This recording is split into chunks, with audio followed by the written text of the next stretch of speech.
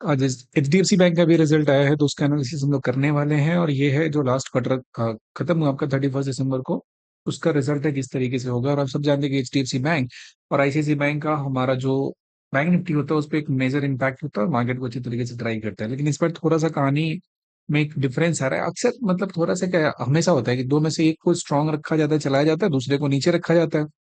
जैसे आपका HDFC bank हो गया, तो HDFC बैंक इस बार थोड़ा पॉजिटिव साइड में इसको दिखा रहे हैं। ICICI बैंक का जो उधर नेगेटिव है, उसका रिजल्ट में थोड़े प्रॉफिट उसके डिक्लाइन में। तो ये दोनों कहीं ना कहीं हो सकता है कि बैलेंस भी कर दे, इंडेक्स को साइडवेज कर दे, और या फिर एक डोमिनेट करेगा तो नीचे की तरफ जाएगा। तो ध्यान से इस बात को समझने की कोशिश करते हैं कि क्या क्या इसमें हमें देखना है। ठीक है, देखो सबसे पहला बात जो इसका की पॉइंट से परफॉर्मेंस हाईलाइट किया कि नेट प्रॉफिट है 18,654 के आसपास है, तो इसमें 11.5% का ईयर ऑन ईयर ग्रोथ यहाँ पे देखने को मिला है। टोटल इनकम लगभग 90,000 आपका 5 करोड़ के आसपास है, तो 2.9% का ईयर ऑन ईयर ग्रोथ है, ये भी चलिए पॉजिटिव है। नेट इंटरेस्ट इनकम की बात करेंगे तो 6.4% का ईयर ऑन ईयर है, 32,615 करोड़, तो अभी ठीक ही है। EPS की बात करेंगे तो 12.13% है, तो अब हुआ है 10.89 के आसपास में था पहले, तो उससे थोड़ा सा ये बढ़ गया। ठीक है, नेक्स्ट है प्रॉफिटेबिलिटी मैट्रिक्स, जो उसको समझने की जरूरत है। जो सबसे इंपॉर्टेंट सा पार्ट हमारा ये है, 11.5% के आसपास जो यहाँ पे ग्रोथ हुआ प्रॉफिट का हमें देखने को मिला है। इस मैट्रिक्स में देखेंगे तो strong earning beat with on profit estimate despite modest core income growth. ठीक है, जो इसके एस्टिमेट था, यानी कि स्ट्रीट जो एक्सपेक्ट कर रहा था उससे अच्छा प्रॉफिट इसमें आया है, तो ये मार्केट के लिए पॉजिटिव होता है। एक में एक्सपेक्टेशन से थोड़ा नीचे गया है और एक में एक्सपेक्टेशन से ऊपर गया है। अब इसको ओवरऑल नेट नेट आपका जो इंडाइसिस को कैसे चलाएगा बैंक निफ्टी को, वो तो डिसाइड करेगा कि वहां पे कौन सा सेंटीमेंट वहां पे ज्यादा डोमिनेट करता है हमारा मंडे का जब ट्रेडिंग होगा तो। बट अभी के लिए दोनों डाइवर्स कर रहे हैं एक दूसरे से, थोड़ा थोड़ा क्या है अलग है, और ये दोनों का जो रिजल्टेंट एफर्ट होगा वो मार्केट में हमें वहां पे देखने को मिलेगा। समझ गए ना? द पॉइंट इज कि क्योंकि स्ट्रीट की एक्सपेक्टेशन को बीट किया है, तो ये हमारे लिए एक पॉजिटिव एस्पेक्ट भी देखने को मिल सकता है। जैसे यहाँ पे क्या हो रहा है, 11.5% है, मान लो ये ठीक तरीके से यहाँ पे एक रैली दिया, मूव किया ऊपर की तरफ नियर टर्म में, तो बैंक निफ्टी को सपोर्ट करेगा। अपने को तो ट्रेडर आदमी उसी से मतलब है कैसा चलता है, तो दोनों का रिजल्ट है, इसकी वजह से वहां पे कुछ ना कुछ एक शॉर्ट टर्म में एक ट्रिगर देखने को मिलेगा। ऐसा नहीं कि एकदम बेकार का चला जाए। If you remember correctly, then ये 2024 का जनवरी का जो क्वार्टर का रिजल्ट था HDFC का, उसके बाद तो निफ्टी और बैंक निफ्टी को ऐसा पकड़ के पटक दिया था नीचे की तरफ। खैर इस बार तो थोड़ी पॉजिटिव है, यहाँ पे कोई दिक्कत नहीं है। तो एस्टिमेट को जो बीट किया है यहाँ पे। सिक्वेंशियल ग्रोथ की बात करेंगे तो ये भी बहुत ज्यादा नहीं है, 0.07% दिया हुआ है, तो ठीक है, चलो नेगेटिव नहीं है। रेवेन्यू ड्राइवर की बात करेंगे तो बैंक का जो मेन रेवेन्यू ड्राइवर होता है वो इंटरेस्ट अर्निंग से होता है, तो लगभग 76,721 करोड़ के आसपास है। दूसरा अदर इनकम जो होता है विदाउट इंटरेस्ट के अलावा भी बहुत सारा कुछ इनका होता है, लाइक अब देखो ट्रेजरी बॉन्ड एंड ऑल से आता है, तो उसमें 13,254 करोड़ के आसपास दिया है। टोटल इनकम ग्रोथ 2.9% है, ईयर ऑन ईयर है, तो ठीक है, बहुत ज्यादा नहीं है। तो ट्रेजरी गेन की बात करेंगे, बुस्टेड ओवरऑल इनकम बाई 33.4%, तो यानी कि इतना जो इनकम हुआ, इसके इनकम में जो मेजर कंपोनेंट यहाँ पे काम कर रहा है HDFC बैंक के लिए, वो कौन सा है, तो वो है हमारा ट्रेजरी गेन जो हो रहा है वो है।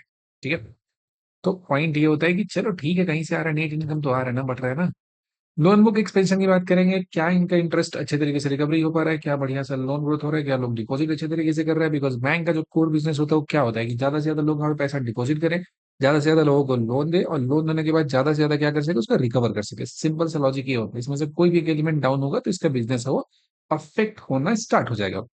सो ब्रॉड बेस्ड ग्रोथ की बात करेंगे cross retail, MSME and corporate segment में, तो ग्रॉस एडवांसेस हुआ 28.44 लाख करोड़ का, जो कि 11.9% ईयर ऑन ईयर है। और रिटेल लोन की बात करेंगे तो 6.9% ईयर ऑन ईयर की बात करेंगे, तो स्टेबल कोर सेगमेंट में है, कोई दिक्कत यहाँ पे नहीं है।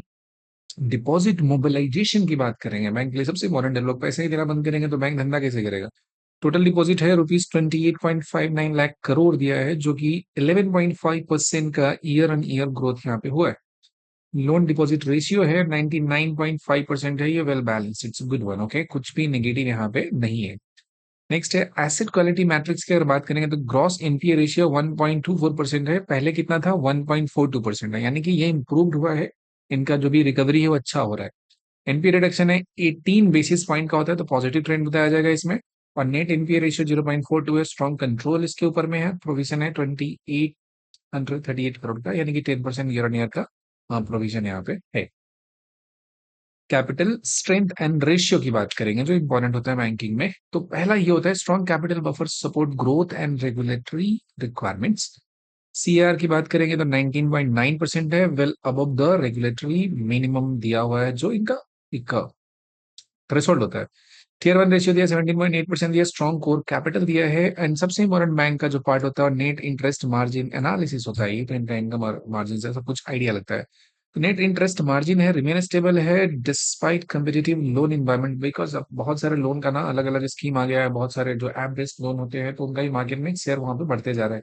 तो कहीं ना कहीं एक तरह का कंपटीशन इनको देने का कोशिश ये करेंगे, तो ठीक है। मार्केट में कंपटीशन है तो उसी के में सर्वाइव करना है, आने वाले टाइम में प्लेयर और आएंगे और कंपटीशन थोड़ा सा टफ हो जाएगा यहाँ पे। फाइनेंशियल 26 में बात करेंगे, नेट इंटरेस्ट मार्जिन की बात करेंगे 3.35% के आसपास में हमें देखने को मिल रहा है।